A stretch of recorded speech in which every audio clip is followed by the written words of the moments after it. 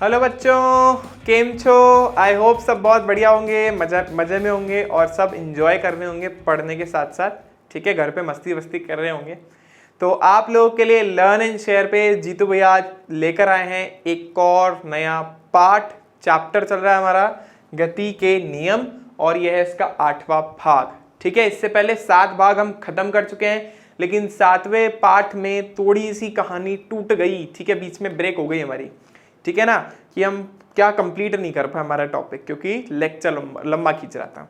ठीक है, तो आज हम इस 8वें पार्ट में उस 7वें पार्ट की जो कहानी थी, जो अपन घिरनी विरनी पढ़ रहे थे, पुली बुली पढ़ रहे थे, वो आज वापस अपन पढ़ेंगे जो बचा हुआ पार्ट था। ठीक है, चलो तो लेसन स्टार्ट करते हैं भगवान का नाम लेके। तो आप सबको पता ही है कि हम बात कर रहे हैं किसके बारे में, घिरनी से होकर जो जुड़े हुए ब्लॉक्स होते हैं उनके बारे में अपन बात कर रहे हैं, यानी हमारे पुली ब्लॉक सिस्टम्स के बारे में अपन बात कर रहे हैं। लास्ट क्लास में 2 होमवर्क के क्वेश्चन मैंने दिए थे आप लोगों को, तो आज हम पहले उसका सोल्यूशन करते हैं, फिर अपन आगे बढ़ेंगे। चलो, पहला प्रॉब्लम ये था, बड़ा ही ईजी प्रश्न था। पहला हमने बोला कि भाई इसका द्रव्यमान कम है, इसका ज्यादा है, तो ये ऐसे जाएगा।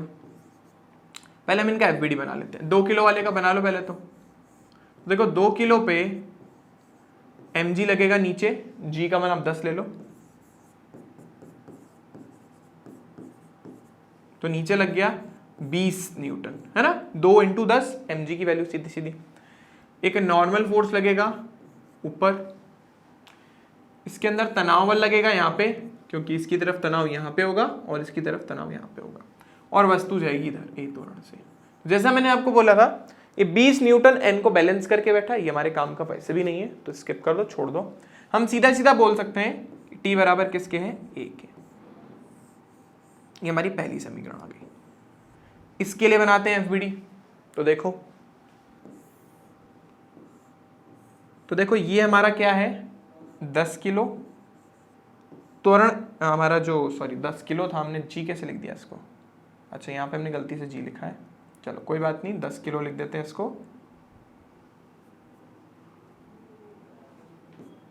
हाँ, तो टी हमारा कहाँ है, ऊपर। जी जो गुरुत्वाकर्षण बल है वो नीचे खींच रहा है, एम गुणा जी। एम कितना है 10, जी कितना है 10, बल कितना लगा 100 न्यूटन। वस्तु का जाना जाती है नीचे, नीचे वाला बल कौन सा है, वस्तु के त्वरण की दिशा में 100।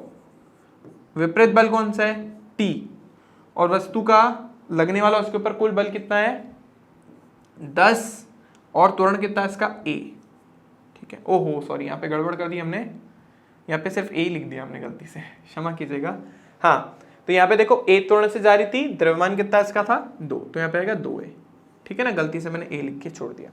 तो अब हमें क्या करना है, टी का मान उठा के से इसमें रखना है, जैसे हमने पहले भी किया है। तो 100 माइनस का 2a is equals to 10a। ये वहां पे गए भाई साहब, तो 100 किसके बराबर हो गया, 2a प्लस 10a, यानी ये हो गया हमारे पास 10a, 100 बराबर 12a। ठीक है ना, इसके बाद हम यहाँ कर देते हैं। तो देखो a हमें चाहिए, तो वो इसके डिवाइड में चला गया। ठीक है ना, तो ये 50, ये 6, ये 25 और ये 3। ए का मान हमारे पास आया 25/3। यहाँ में से बोल सकते हैं 3 × 8 = 24, एक बचा मीटर प्रति सेकंड स्क्वायर। यहाँ पे इतना भी लिख के छोड़ सकते हो। अब हमें क्या चाहिए, तनाव बल, डाल दो इस इक्वेशन में। तो T बराबर कितना हो गया 2a, कितना हो गया 2 × 25 × 3। ठीक है, T बराबर कितना है, इसका डबल कर दो चाहो तो हो गया 16.66 आएगा वैसे, पर मैंने 16.6 लिख दिया, चल जाएगा इतना। ठीक है, और तनाव बल है, बल के बारे में बात चल रही है, तो क्या आएगा इसका मात्रक न्यूटन। तो ये हमारे उत्तर आ गया। बहुत आसान प्रश्न था, आई होप सबको समझ आया होगा। बहुत इजीली हमारा प्रॉब्लम सॉल्व हो गया। मेन प्रॉब्लम नेक्स्ट वाली है। ठीक है, नेक्स्ट वाली प्रॉब्लम मेन है, ये वाली। तो मैंने जैसा आपको बताया था, पहले तो देखो यहाँ पे तनाव बल T1 होगा, यहाँ पे भी तनाव T1 होगा, यहाँ पे तनाव T2 होगा, यहाँ पे भी तनाव T2 होगा। ठीक है, बाकी mg में भी लिख नहीं रहा हूँ, अपन इसका जब वो बनाएंगे फ्री बॉडी डायग्राम FBD बनाएंगे तब लिख देंगे। तो मान लो इसके लिए बनाते हैं, तो देखो 1 किलो की वस्तु है mg, g का मान मैंने आपको 10 लेने के लिए बोला था, तो 10 मीटर प्रति सेकंड स्क्वायर। ठीक है, तो 10 कहां लग रहा है, नीचे। वस्तु का द्रव्यमान कितना है 1, तो 1 गुणा 10 यानी आपको क्या देगा 10 न्यूटन, ये mg लग रहा है। ठीक है ना, mg लगा है सीधा सीधा। उसके अलावा तनाव बल T1 ऊपर, वस्तु कहां जाना चाहती है ऊपर। ठीक है, बस देखो यहां पे वस्तु जाना चाहती थी ऊपर, तो T1 माइनस 10 बराबर वस्तु का द्रव्यमान कितना a और त्वरण कितना a, वस्तु का द्रव्यमान 1 और त्वरण कितना a, तो T1 का मान कितना आया 10। चलो ऐसे लिख दो, या फिर T1 को T1 ही रहने दो, या ऐसे कर दो 10 प्लस a लिख दो, है ना, कोई परेशानी वाली बात नहीं, मैं उसको धुल लेके। ठीक है, ये हमारी पहली समीकरण जो बहुत ही आसानी से आ गई। अब निकालते दूसरी वाली के लिए। तो देखो 2 किलो की वस्तु के लिए, तो ये 2 किलो की वस्तु है। अब कौन कौन लग रहा है इस पे, कौन कौन, T1 T2 mg। तो mg का मतलब 2 गुणा 10 m इंटू जी 20, और ऊपर T1, नीचे एक और बल लग रहा है, कौन लग रहा है T2, और वस्तु जाना कहाँ चाहती है नीचे। तो देखो क्या है हमारे पास 20 प्लस T2, ये दोनों इसी की दिशा में, माइनस T1 विपरीत दिशा में, द्रव्यमान 2 और त्वरण 1, तो आ गया बल F बराबर ma लगा के अपन है। ठीक है, तो ये सेकेंड इक्वेशन आ गया हमारे पास। अब चाहो तो इसमें आप T1 का मान रख दो, क्योंकि जो दूसरी इक्वेशन लिखोगे ना उसमें आपके पास T2 आएगा और आपके पास क्या आएगा आपका A आएगा। तो मैं इस T1 का मान अभी के अभी इसमें रख रहा हूं। ठीक है, तो आसान हो जाएगा। समीकरण 1 का मान रखने पर, ठीक है, देखो कितना हो गया 20 प्लस T2 माइनस अपनी जगह पूरी वैल्यू को आप ब्रैकेट में रखोगे और बराबर 2 है। देखो यहां से कितना हुआ 20 प्लस T2 माइनस का 10 माइनस प्लस माइनस और ये बराबर 2 है। ठीक है, अब ये और ये भाई बंधु है, 20 में से 10 जाता है 10 बचता है, यहाँ क्या 10 प्लस T2 माइनस a बराबर 2 है। तो इन भाइयों को भी उधर लेके चले जाते हैं, तो ये 10 प्लस T2 बराबर 3 है। ये हमारी आ गई एक और समीकरण। ठीक है, ऐसा क्यों करा हमने, क्योंकि जो थर्ड समीकरण बनाएंगे उसमें a और T2 ही आएगा, तो हमें बाद में भी रखना ही पड़ेगा, तो अभी रख लेते हैं।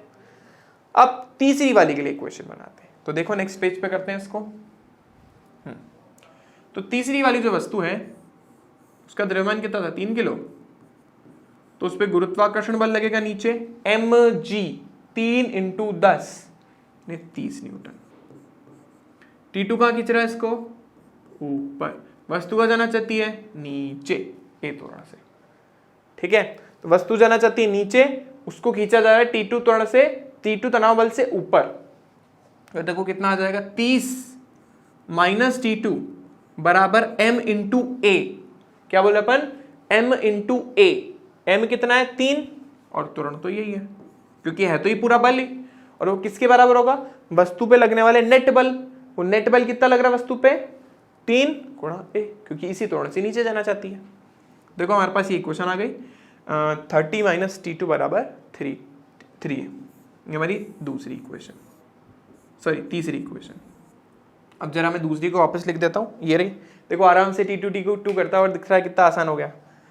तो ऐसा करता हूँ मैं यहाँ पे लिख देता हूँ, दूसरी क्या थी 10 प्लस T2 बराबर 3 है। ठीक है, तो देखो ये हमारी दूसरी समीकरण वैसे मैंने यहाँ पे लिखी है ना, तो समीकरण 2 व 3 से। ठीक है, थोड़ा सा अच्छे से लिख देता हूँ 10 प्लस T2 बराबर 3 है, 30 माइनस T2 बराबर 3A। जुड़ती हुई दिख रही होगी, कट जाएंगे जोड़ते ही। 30 और 1 10 कितना हो गया, 40 बराबर 6A। देखो A का मान कितना आया, 40/6 या 20/3। ठीक है, चाहो तो 6.66 ऐसे लिख दो मीटर प्रति सेकंड स्क्वायर। ये हो गया हमारे पास किसका मान, A का। अब जो जो आपसे पूछता है, जैसे आपसे पूछे T2 का मान क्या है, तो T2 का आप निकाल लो, मैं निकाल देता हूं यहाँ पे।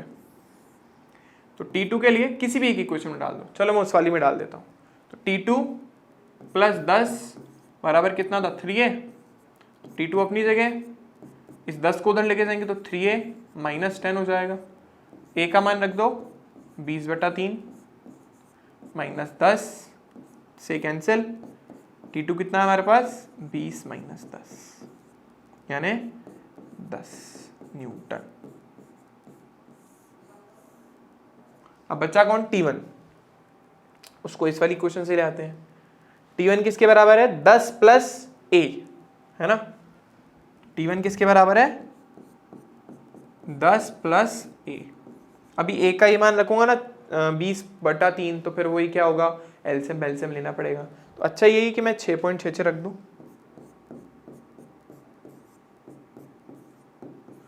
ठीक है, तो लगभग T1 का मान कितना आ रहा है, 16 ये बेटा 10 लिखा है, 16.66 न्यूटन। तो हमने T1 का भी निकाल लिया, T2 का भी निकाल लिया और त्वरण भी निकाल लिया। तो मैं आपको क्या कहता हूँ, फॉर्मूले लर्न नहीं करने का कुछ काम है। ठीक है, आपको बस सॉल्व करना आना चाहिए, FBD बना के आना चाहिए, तो आराम से हो जाएगा। ठीक है, चलो चलते हैं आगे। अब ये जो मैंने आपके लिए क्वेश्चन डाला है, इसको समझने से पहले आप थोड़ा ही समझो कि अनंत तल क्या चीज होती है। ठीक है, क्योंकि बिना अनंत तल के आपको ये चीज नहीं आने वाली। देखो, जैसे मैंने आपको पहले भी कई बार बता रखा है कि जैसे आना ना पट्टा वट्टा लगा दो, जैसे आपके घरों के बाहर होता है ना, रैंप होता है जिसको अपन रैंप बोलते, वो भी एक अनंत तल है। ठीक है, जो जमीन के साथ कुछ ना कुछ कोण बना करके अगर कोई तल रखा है ना, तो उसको अपन बोलते हैं अनंत तल। नाम से समझ रहा है, अनंत तल। ठीक है ना, अनंत तल, इंग्लिश में इसको बोलते हैं इंक्लाइन प्लेन। ठीक है ना, इसको बोलते हैं अनंत तल, और इंग्लिश में इसको बोलते हैं इंक्लाइन प्लेन। तो इस क्वेश्चन को करने से पहले मैं आपको कुछ एक चीज बता दूं। तो यहां पे सब देखिएगा बहुत अच्छे से फोकस करके, ये चीज एक्स्ट्रा है ना, ये अलग से समझा रहा हूं मैं आपको। तो अगर कोई वस्तु, मान लो कि ये अनंत तल थीटा कोण बना रहा है जमीन के साथ, आई होप सब समझ गए होंगे, रैंप जैसे थीटा कोण बना रहा है। थोड़ा बड़ा बना देते हैं इसको तो आपको अच्छे से दिखेगा। हाँ, तो देखो, हाँ अब ठीक है ना, बड़ा बड़ा दिख रहा है, ये थीटा कोण है हमारा। ठीक है, अब क्वेश्चन ये है कि वस्तु पर कौन कौन से बल लग रहे होंगे। तो मैं आपको बोलूंगा वस्तु पर एक तो जमीन, इसको गुरुत्वाकर्षण बल अपनी तरफ खींचने की कोशिश कर रहा है, तो गुरुत्वाकर्षण बल लग रहा होगा। दूसरा, ये किसी चीज के कांटेक्ट में है, चिपकी हुई है, तो फिर आपका जो नॉर्मल फोर्स है ऊपर की तरफ लगेगा। तो नॉर्मल फोर्स हमेशा, जैसे मैंने बोला था, तल के हमेशा लंबवत होता है, तो इसकी हमेशा क्या होगा, परपेंडिकुलर, है ना। जो भी प्लेन सरफेस होती है ना, उसकी हमेशा लंबवत होता है, तो ऐसे होगा। और गुरुत्वाकर्षण बल मैंने हमेशा आपको बोला ऐसे खींचता है वस्तु को, हमेशा नीचे। इस चीज का हमेशा ध्यान रखना, गुरुत्वाकर्षण वस्तु को हमेशा ऐसे ही खींचता है, चाहे वस्तु कैसे भी रखी हो, हमेशा नीचे ही लगेगा। ठीक है, तो ये गुरुत्वाकर्षण बल की डायरेक्शन है। और नॉर्मल फोर्स पहले मैंने आपको बताया था ना, ऐसे लंबवत होगा। तो हमने 2 बल निकाल लिए। बाकी ये इस पे क्यों टिकी हुई है, क्योंकि इस पे फ्रिक्शन फोर्स लग रहा होगा, घर्षण बल, वो अभी अपने को नहीं देखना। तो अभी क्योंकि मैं आपको बोल के चल रहा हूँ कि ये पूरी तरीके से फ्रिक्शनलेस है, घर्षणहीन है, तो इस पे और कोई बल अभी हम नहीं लगाएंगे, सिर्फ 2 ही बल लगाएंगे। कौन कौन से, एक mg और एक n। ठीक है, ये 2 ही बल इस पे लग रहे हैं। तो रब करके मैं वापस बना देता हूं इसको। तो आई होप इतनी बात तो सबको क्लियर है। अब ध्यान से सुनना, ये हमारा हो गया mg और ये हो गया हमारे पास n। ठीक है, वैसे मैं बता दूं इस क्वेश्चन में n का कोई काम नहीं आएगा, पर फिर भी आपको पता होना चाहिए। अब ध्यान से सुनना, अब मुझे क्या करना पड़ेंगे, mg के घटक करने पड़ेंगे, पर उससे पहले mg और n के बीच में कुछ कोण बन रहा है, ये बीच में ये जो कोण आपको दिख रहा है, ये कोण अपने को पता करना है। मैं आपको बता देता हूँ, ये कोण हमेशा होता है जो कोण यहाँ पे होता है। अगर ये थीटा है तो ये भी थीटा ही होगा। अब आप बोलोगे सर क्यों, प्रूफ करके बताओ सर। तो जो बच्चे प्रूफ देखना चाहते हैं वो देख लो, बाकी बच्चे इस छोटे से पार्ट को, जो मैं प्रूफ वाला पार्ट बता रहा हूँ, स्किप कर सकते हो। वैसे तो देखना सबको चाहिए क्योंकि पता तो होना चाहिए, बट फिर भी मैं आपको सीधा बता रहा हूँ, mg नॉर्मल के साथ हमेशा थीटा कोण ही बनाता है जो अनंतल का कोण होता है। ठीक है, आपको बस एग्जाम में इतनी सी बात याद रखनी पड़ेगी। प्रूफ करके मैं आपको बता देता हूँ। देखो ये mg नीचे की तरफ, अच्छा mg का लगता है वस्तु के बिल्कुल सेंटर जो पॉइंट होता है ना, जहां पे उसका द्रव्यमान केंद्र होता है। अब द्रव्यमान केंद्र क्या होता है, जहां पे उस वस्तु का पूरा द्रव्यमान केंद्रित हो। जो आगे चैप्टर आएगा ना हमारा घूर्णन वाला, उसमें पढ़ेंगे। mg ये रहा, n ये रहा, और ये हमारा, इसकी बात करें इस कोण के बारे में। अच्छा थोड़ा जूम करके बता देता ना, बहुत छोटा दिख रहा है, ये दिखेगा नहीं अच्छे से, थोड़ा बड़ा करके बना देते हैं इसको, या इसी में बता दे क्या, चलो इसी में बता देते हैं। अब ध्यान से देखो, मैंने क्या किया, मैंने एक छोटा सा काम किया। मैंने बोला यार इसके समांतर एक रेखा खींच देते हैं, है ना, इसके समांतर। ठीक है, अभी जेड बनता हुआ दिख रहा होगा। अब बोलोगे सर जेड तो सर ये जब नीचे होगा तभी बनेगा। अरे तो कोई बात नहीं ना, ये लाइन खींची थी यहाँ पे, देखो यहाँ पे हमने लाइन खींची थी, उसको बस ऊपर शिफ्ट कर दिया, उस चीज से कोई फर्क नहीं पड़ता, है ना। प्लीज इस चीज का आप ध्यान रखें, इस चीज से कोई फर्क नहीं पड़ेगा। तो अब ध्यान से देखें कि ये वाली लाइन जो है, अभी ये देखो, ये वाली जो लाइन है ना, ये वाली के बाद में बात कर रहा हूं मैं, चलो कोई बात नहीं, चलो ऐसा कुछ था और ये कुछ ऐसा था, हाँ इसके बारे में अपन बात कर रहे हैं। ठीक है, तो ध्यान से देखो, ये तो अपन ने लाइन ड्रॉ कर दी जो कि इसके पैरेलल है। अब अगर मैं आपसे बोलूं कि ये वाला जो कोण बनेगा, ये वाला, लेट मी एक्सप्लेन यू, कि अगर मैं यहाँ पे इसके समानांतर एक रेखा खींच दूं ना, देखो ये दोनों तो रेखा समांतर है, तो इसको उठा करके क्या मैं नीचे रखूंगा या इसको ऊपर रखूंगा तो कोई फर्क नहीं पड़ेगा। तो अगर ये कोण थीटा है तो ये भी जेड के अकॉर्डिंग क्या होगा, थीटा ही होगा। देखो ना सिंपल सा है। देखो मैं आपको ऐसा समझाता हूँ, मान लो ये ऐसा था ना, तो हमने यहाँ पे एक रेखा खींची, ऐसा कुछ समझ लो आप, थीटा है तो ये भी कितना हो जाएगा, थीटा हो जाएगा। ठीक है, बस मैंने करा क्या, बस मैंने बोला कि यार इस रेखा को थोड़ा ऊपर शिफ्ट कर देते हैं। तो इस ये जो ऐसे समान, इसके यहाँ से टच करके लाइन खींची ना, उसको थोड़ा ऊपर शिफ्ट कर दिया, पर इससे कोण पे कोई फर्क नहीं पड़ेगा। ये इसके साथ अभी भी थीटा कोण ही बना रहा है। ठीक है, ये हमारा थीटा हो गया। अच्छा, ये जो नॉर्मल होता है वो इसके साथ 90 डिग्री का एंगल बनाता है, और ये जो लाइन है वो इसके साथ भी 90 डिग्री का कोण बना रही है, इसके साथ, इस mg के साथ, है ना। ये जो हॉरिजॉन्टल लाइन है, क्षैतिज रेखा है, इसके साथ भी कितने का कोण बना रही है, 90 का, यानी कुछ ऐसी कहानी है, देखो। ठीक है, ये हमारा है थीटा, ये दोनों क्या है 90 डिग्री पे, तो ये कोण कितना आ जाएगा, 90 माइनस थीटा। ठीक है, अभी यहां पे देखो वापस, ये वाली जो लाइन है वापस इंक्लाइन प्लेन वाली, वो तो नॉर्मल के साथ 90 डिग्री पे ही है भाई, ये 90 डिग्री पे, तो ये लाइन भी 90 पे ही होगी। एक्चुअली तो इंक्लाइन प्लेन को ही बता रही है, अनंत तल को ही बता रही है, तो ये दोनों भी क्या एक्चुअली एक दूसरे के लंबवत ही है। तो मान लो थोड़ी देर के लिए अगर मैं इसको अल्फा मान लूं, ठीक है ना, मान लिया 2 मिनट के लिए अल्फा है, तो ये वाला कोण क्या होगा, अगर ये दोनों एक दूसरे के लंबवत है तो ये हो गया हमारे पास 90 माइनस अल्फा। अब अल्फा का मान रख दो चाहो तो, 90 माइनस इसकी वैल्यू रख दो 90 माइनस थीटा, तो 90 माइनस 90 प्लस थीटा, 90 से 90 कटा, यानी इस कोण का मान कितना आ गया, थीटा। आई होप सबको क्लियर होगा। एक बार मैं और बता देता हूं क्योंकि काफी कंफ्यूजिंग है। पहले तो हमने क्षैतिज में एक रेखा खींची, ठीक है, तो हम बोल रहे जैसे ये इसके साथ जेड बन रहा है ना, एकांतर कोण से, ये कोण थीटा, ये कोण थीटा हो गया एकांतर कोण से। बस अपन ने क्या बोला, इस इंक्लाइन, इस सिस्टम को उठा के ना थोड़ा सा ऊपर रख दिया, इसको थोड़ा सा ऊपर से शिफ्ट कर दिया, तो ये कोण कितना आ गया, थीटा आ गया। फिर ये जो क्षैतिज रेखा है वो mg के साथ लंबवत है, ठीक है, ये देखो ये रही, तो अगर ये थीटा है तो ये 90 माइनस थीटा हो जाएगा, क्यों, क्योंकि इसके इन दोनों कोण का योग कितना है, 90 डिग्री। तो अगर ये कोण थीटा है तो ये कितना हो जाएगा, 90 माइनस थीटा। अभी 2 मिनट के लिए इसको अल्फा मान लिया, आप फाई मान लो, आपकी इच्छा है। फिर अपने को ये कोण निकालना था भाई, ये तो किसको बता रही है, इंक्लाइन प्लेन को, आनत तल को बता रही है वाली लाइन, तो ये वाली लाइन है ना, और ये वाली लाइन क्या है, ये वाली है, नॉर्मल की डायरेक्शन में, ठीक है।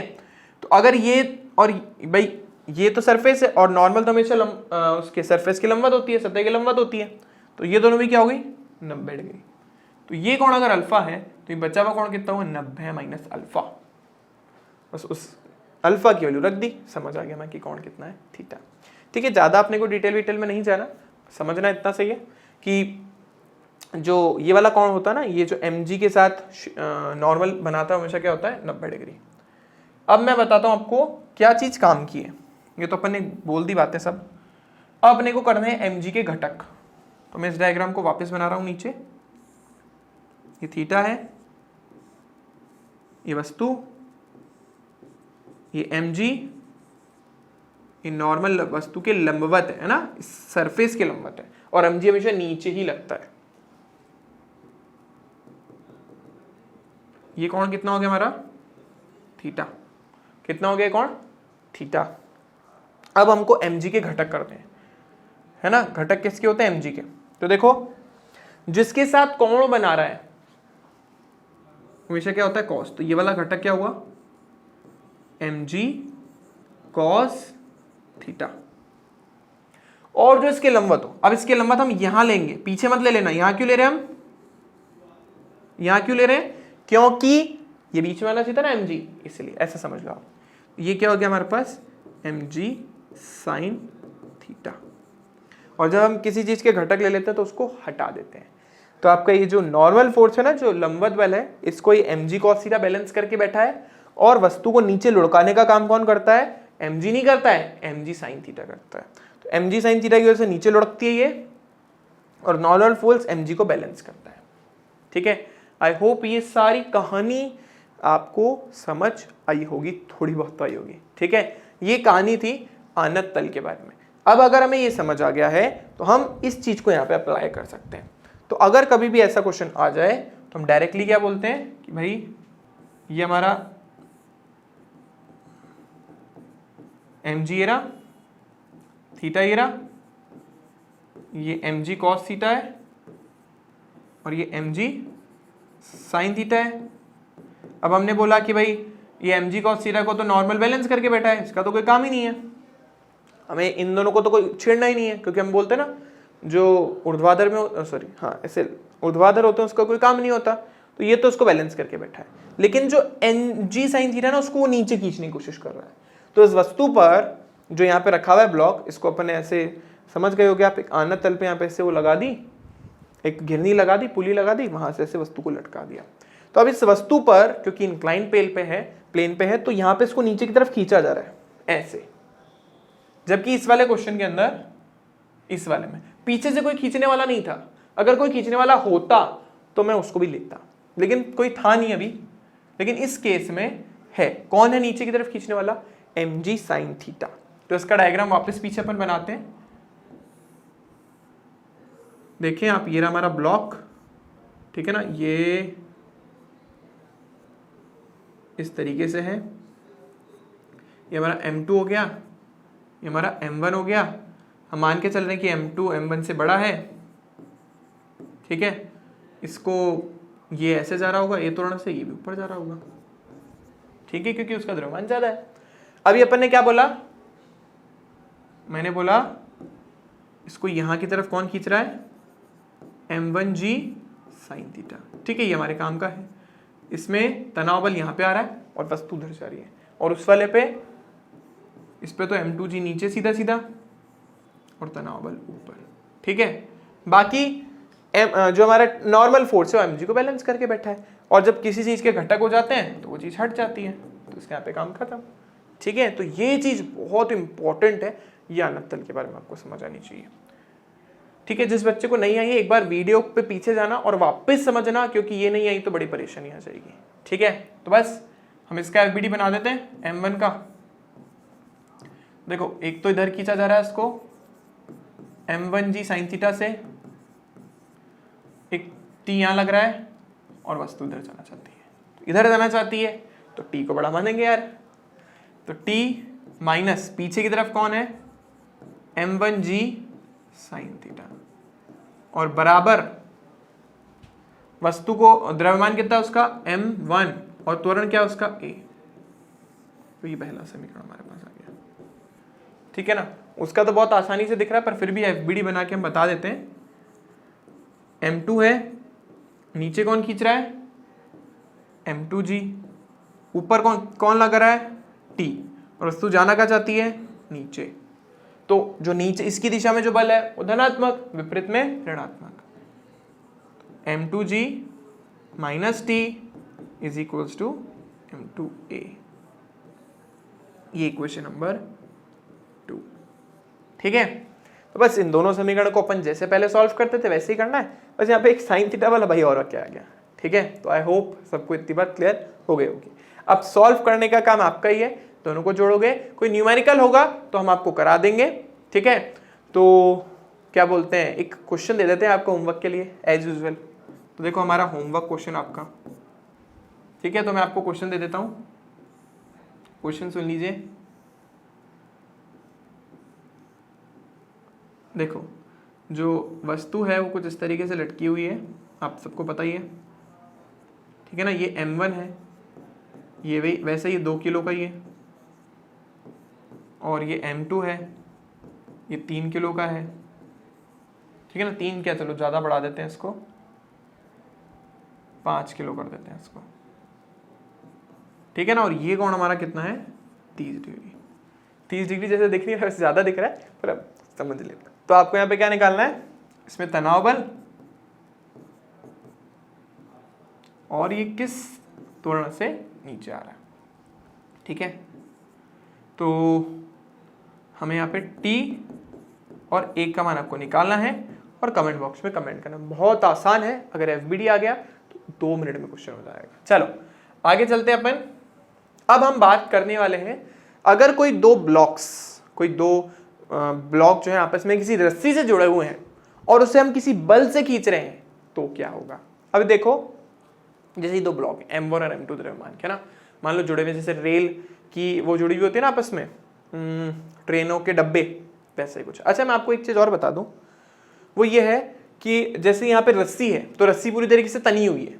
अगर सेम क्वेश्चन हमसे पूछ लिया जाता कि भाई बीच में कोई रॉड है तो हम सेम चीज करते हैं। अगर रॉड का क्वेश्चन भी आ जाता ना, बोल देता भाई 2 वस्तु को आपस में रॉड से लगा करके खींचा जा रहा है, जैसे रेल को खींचते हैं ना अपन, वो एक्चुअली उनके बीच में रॉड जोड़ जैसे कुछ होता है, ऐसा कुछ इंटरलॉकिंग होती है, ठीक है। तो ट्रेन का भी क्वेश्चन अगर हमारे पास आ जाए तो हम सेम तरीके से डील करते हैं, ठीक है।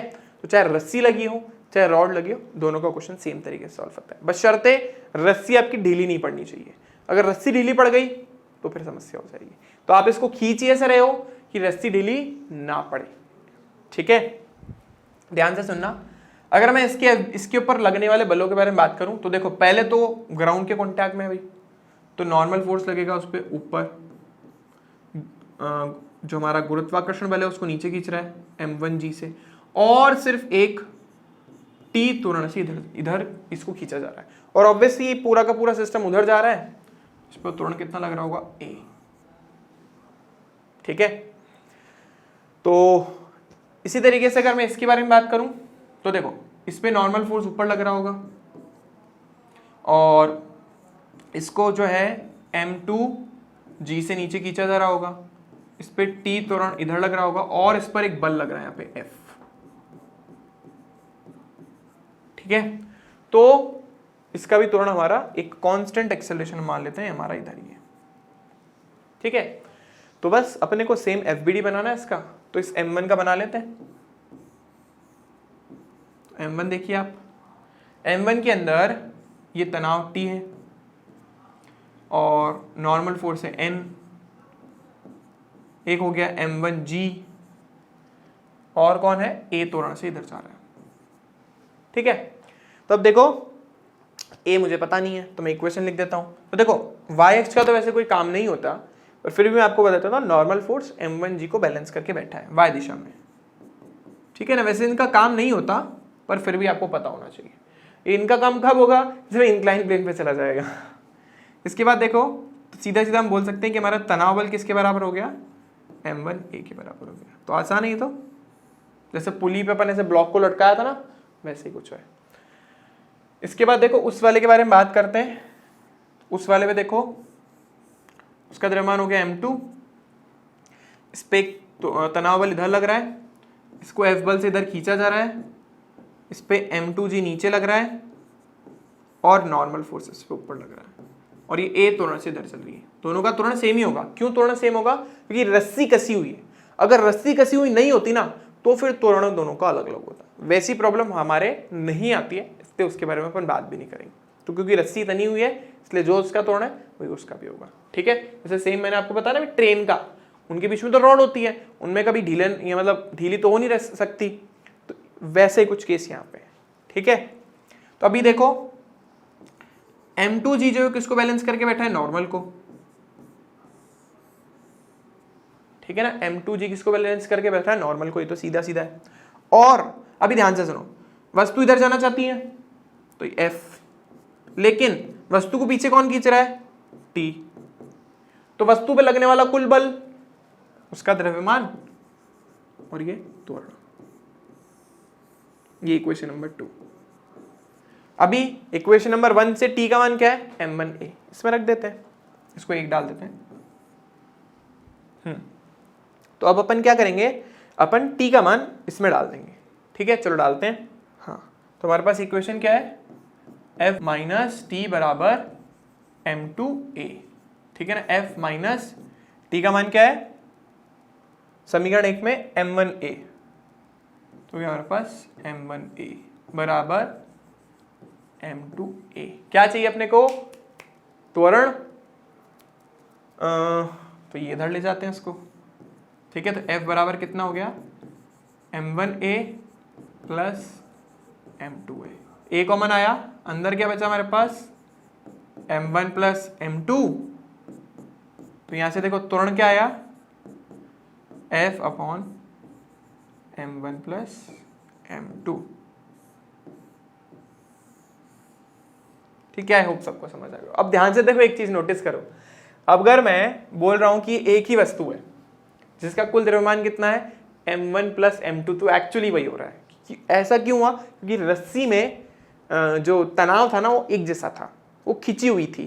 इसलिए आप ऐसा समझ सकते हो कि कभी भी ऐसा क्वेश्चन आए और आपसे त्वरण पूछ ले, F बटा टोटल द्रव्यमान कर दो, F बटा टोटल द्रव्यमान कर दो। देखो ये रिजल्ट आया ना, ये रिजल्ट मैंने आपको इसलिए नहीं बताया था पहले, ताकि आप समझ सको कि आया कैसे। तो कभी भी ऐसा क्वेश्चन आता है, जैसे मैंने आपसे बोला, मान लो बुक में क्वेश्चन लिखा है कि 2 किलो की वस्तु है और ये आपके पास 5 किलो की वस्तु है और इसको मान लो 10 न्यूटन के बल से खींचा जा रहा है। मैं आपसे पूछूं त्वरण कितना होगा, तो आप बोलोगे सर सिंपल है, 10 बटा 2 प्लस 5, यानी ए का मान कितना आया? 10 बटा 7 मीटर प्रति सेकेंड स्क्वायर। वैसे ओरली सॉल्व आप कर सकते हो। ऐसे बुक के अंदर क्वेश्चन है, वो मैं आपको जब कराऊंगा तो आपको समझ आ जाएंगे। ठीक है, बैक में है ऐसे क्वेश्चंस। चलो एक केस इसका और देखते हैं। ये रहा वो केस। ये अब जो क्वेश्चन, ये जो हमारा केस है, इसमें 3 ब्लॉक आ गए। ठीक है, तो अब थोड़ी कहानी चेंज हो जाएगी। अब ध्यान से सुनिए, अगर मैं M1 के बारे में बात करूं तो M1 पे कौन कौन से बल लग रहे हैं? पहले तो ये जमीन इस पे लगा रही होगी, नॉर्मल फोर्स। फिर गुरुत्वाकर्षण बल इसको नीचे खींच रहा होगा M1G से, और इस पर तनाव बल लग रहा होगा इधर, और ये A त्वरण से जा रही होगी इधर। ठीक है, सारे बल जो है मार्क कर दिए इस पर। अब देखो ध्यान से एक चीज और समझना, ये रस्सी का टुकड़ा अलग है, ये रस्सी का टुकड़ा अलग है, तो यहाँ पे अपन जो तनाव लेंगे वो T1 लेंगे और यहाँ पे T2। अलग अलग रस्सी है ना, इसलिए एक ही रस्सी नहीं है इस बार, इसलिए। और इस वाले ब्लॉक के बारे में बात करूं तो M2G धरती माता नीचे खींच रही है, और क्योंकि इसके कॉन्टैक्ट में है तो नॉर्मल फोर्स, अच्छा इसको N1 बोल देते हैं, इसको N2 बोल देते हैं, क्योंकि नॉर्मल फोर्स अलग अलग होंगे, ऑब्वियस सी बात है। और ऐसे ही ये हमारा हो गया T1, इसको यहाँ पे दूर की तरफ लेते हैं तो यहाँ पे T2। अच्छा पीछे भी हमने मिस्टेक कर दी है, हाँ यहाँ पे भी इसको मान लो आप N1 ले लो, क्योंकि नॉर्मल फोर्स सबके केस में चेंज होता है ना, और उसमें आप इसको N2 ले लो। ठीक है, इससे काम नहीं आया था पर फिर भी पता होना चाहिए अपने को, ऐसी मिस्टेक हम गलती से भी एग्जाम में ना कर दें। और ऐसे ही और ये त्वरण से इधर जा रहा है।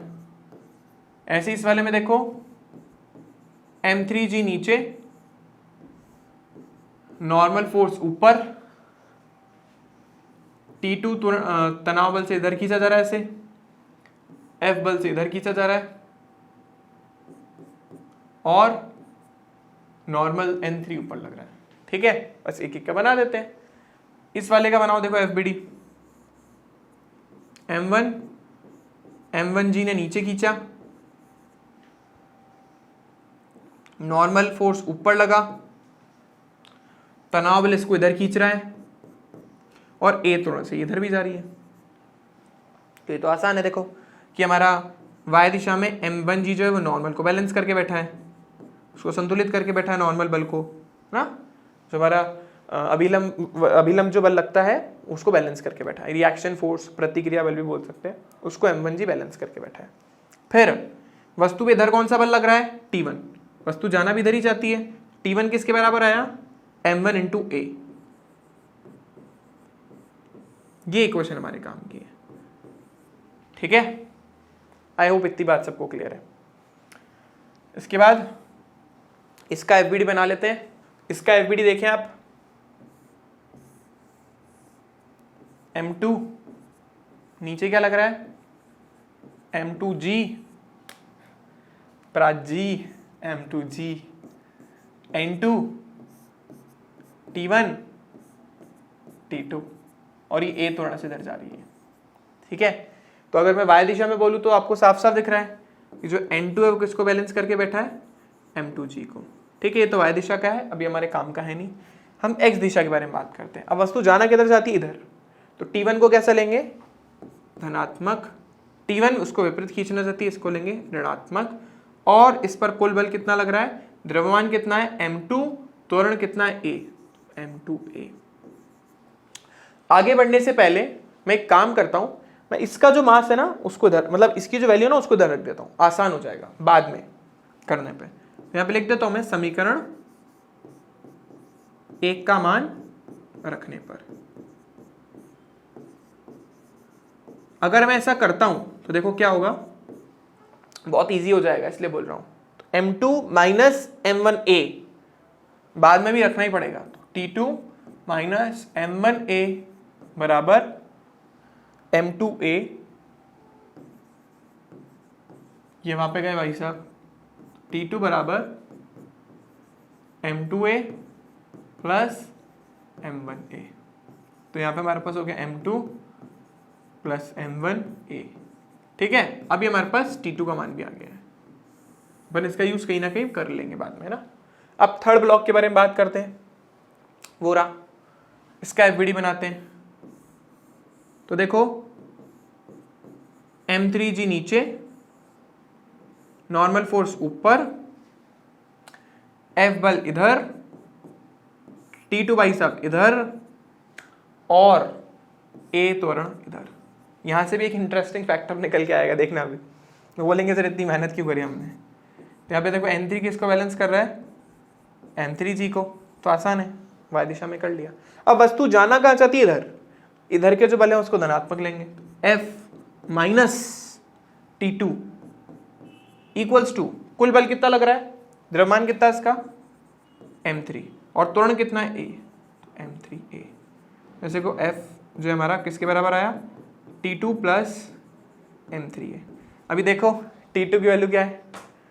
T2 की वैल्यू है M2 प्लस M1 गुणा A प्लस M3A और ये F। तो यहां पे देख लो आप, A कॉमन आया, अंदर कितना बचा है? M1 plus M2 plus M3। समझ आ गया मैं क्या हंस रहा हूं, इतना क्यों मुस्कुरा रहा हूं मैं? बोले सर इतनी मेहनत करवाई आपने फालतू।